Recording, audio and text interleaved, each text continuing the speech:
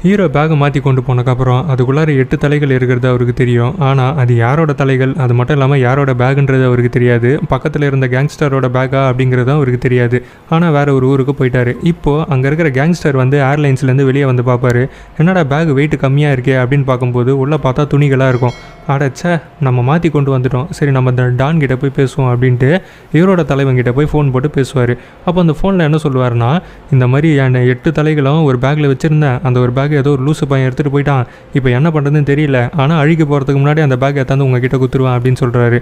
அதுக்கு அந்த டான் அந்த வழியாக என்ன சொல்கிறான்னா, நீ 8 பேரோட தலையும் அழுகி போகாமல் கொண்டு வந்தால் தான் உன் தலை ஊங்கிட்டே இருக்கும், அப்படின்னா உன் தலை ஊங்கிட்டே இருக்காது, பார்த்துக்கோ அப்படின்றாரு.